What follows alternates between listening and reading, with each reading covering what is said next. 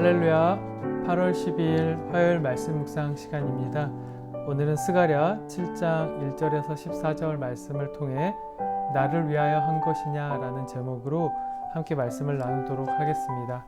오늘 본문은 다리오 왕 4년 아홉째 달 기슬레월 4일에 스가랴에게 임한 여호와의 말씀을 다루고 있습니다.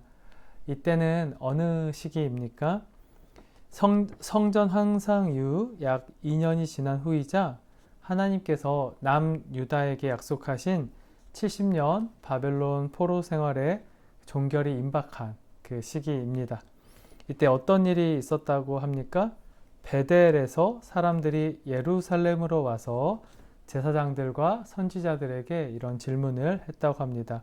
3절을 보시면 만군의 여호와의 전에 있는 제사장들과 선지자들에게 물어 이르되 내가 여러 해 동안 행한 대로 5월 중에 울며 근신하리까 하매. 네, 지금 무엇을 질문했습니까? 내가 여러 해 동안 행한 대로 5월 중에 울며 근신하리까. 네, 이것은 바벨론에게 멸망당하고 포로로 끌려간 백성들이 그 포로 생활 중에 매해 5월마다 금식했던 것을 가리킵니다. 자, 이제 우리가 그 포로 생활을 마치게 되었는데 이 금식을 계속할 필요가 있는가? 라는 질문을 했다는 것입니다. 하나님은 스가랴 선지자를 통해서 이렇게 대답합니다. 5절과 6절 말씀입니다. 온 땅의 백성과 제사장들에게 이르라 너희가 70년 동안 다섯째 달과 일곱째 달에 금식하고 애통하였거니와 그 금식이 나를 위하여 한 것이냐? 너희가 먹고 마실 때에 그것은 너희를 위하여 먹고 너희를 위하여 마시는 것이 아니냐? 네, 주님은 그들의 금식이 70년 동안 5월뿐만 아니라 7월에도 행해졌다고 이야기하고 있습니다. 여기서 7월은 예레미야 41장의 사건인데요. 그달의 총독 그달의 그 암살과 많은 유다인들이 학살당했던 그것을 이제 상기하며 이제 이 백성들이 금식했던 것을 가리킵니다. 주님은 이들의 금식의 목적이 무엇이었냐라고 지적합니까? 나를 위하여 한 것이 아니라 너희들을 위하여 한 것 아니었냐라고 지금 말씀하고 있다는 것입니다. 자, 이들은 하나님께 철저하게 회개하고 자신들의 잘못을 날마다 그때마다 기억하기 위해서 금식한 것이 아니다. 형식처럼 의례적으로 그렇게 금식을 하나님께 철저히 회개하고 자복하는 것으로 하지 않았다라는 것입니다.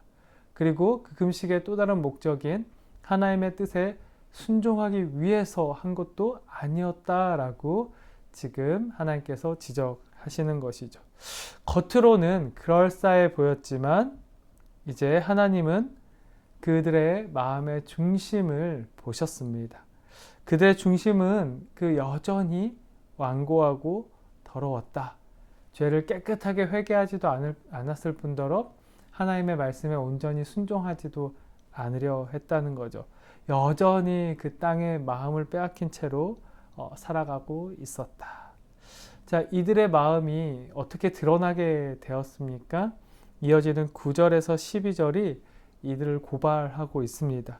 만군의 여호와가 이같이 말하여 이르시기를 너희는 진실한 재판을 행하며 서로 인애와 긍휼을 베풀며 10절 과부와 고아와 나그네와 궁핍한 자를 압제하지 말며 서로 해하려고 마음에 도모하지 말라 하였으나 11절 그들이 듣기를 싫어하여 등을 돌리며 듣지 아니하려고 귀를 막으며 12절 그 마음을 금강석 같게 하여 율법과 만군의 여호와가 그의 영으로 옛 선지자들을 통하여 전한 말을 듣지 아니하므로 큰 진노가 만군의 여호와께로부터 나왔도다. 하나님은 지금 이들의 마음이 삶에 어떻게 반영되었는지를 알려주고 계십니다. 그들이 참으로 죄를 회개하는 마음으로 금식했다면 이들은 하나님의 말씀에 순종하고 일상의 삶의 개혁을 이루어 갔을 것입니다. 그러나 이들은 금식하면서도 70년이나 5월마다 7월마다 금식하면서도 여전히 자신들의 죄를 온전히 회개하지 못했고 여전히 하나님의 말씀에 적극적으로 불순종하는 태도를 버리지 못했다.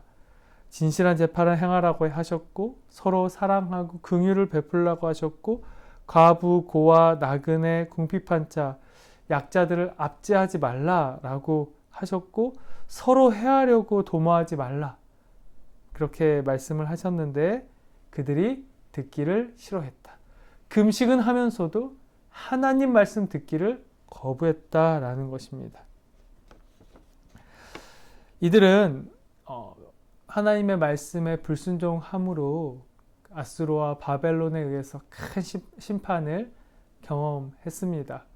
그러나 그 포로된 자리에서 그렇게 그 70년의 시간을 금식하고 보냈으면서도 여전히 이렇게 마음의 완고함으로 가득 차 있었다라는 것이죠. 자, 여기 12절을 보시면 그 마음을 금강석 같게 했다라고 나오는데요. 여기서 보시면 마음이 정말 금강석처럼 단단해서 하나님 말씀이 새겨질 틈이 없었다라는 뜻이기도 하고요.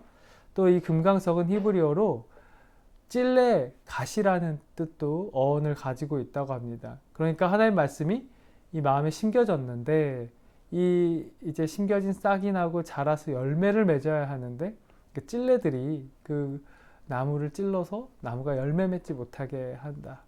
근데 우리를 좀 돌아볼 필요가 있는 것 같습니다. 우리도 이렇게 매일의 아까베와 또 새벽의 시간 또 수요, 금요, 주일의 메시지를 통해서 많은 말씀을 마음에 새기고 있는데 열매 맺지 못하고 있다면 하나님이 말씀하시는 그 사랑과 긍휼과 그 서로를 향한 배려와 존중이 없고 악한 마음들이 여기에 있다면 그것을 우리가 돌이킬 수 있는 시간이 되기를 원합니다. 내 안에 지금 금강석처럼 꽉 묶여서 단단하게 메어서 하나님의 말씀이 심겨지지 않는 것, 무엇이 그렇게 내 마음을 이렇게 완악하게 완고하게 하고 있는지를 돌아보는 오늘 아침이 되기를 소망합니다. 이제 우리가 말씀을 정리하면서 내가 내 속에서 하나님의 말씀에 순종하지 못하게 하는 그 금강석과 같은 것을 한번 점검해 보시길 원하고요. 그것이 발견되었을 때 어떻게 해야 됩니까? 네, 주님께 무릎을 꿇고 참된 회개와 금식으로 나아가야 할 줄로 믿습니다. 주님, 저를 발견해 보니, 말씀을 들어보니 내가 이런 부분에서 인애가 부족하고 긍휼이 부족하고 배려가 부족하고 죄악과 욕심으로 가득한 부분들이 발견되었습니다. 저는 이것을 제거할 수 있는 능력이 없습니다. 주님께 엎드립니다. 주님, 저의 금강석과 같은 단단하게 굳은 마음을 부드럽고 연한 마음으로 바꿔주셔서 주님의 말씀에 순종하는 삶, 그 기쁨과 감사의 삶을 살아내게 하여 주시옵소서. 오늘 이 아침에 간절한 기도와 간구로 그 마음을 부드럽게 평안하게 할 수 있는 축복이 있기를 소망합니다.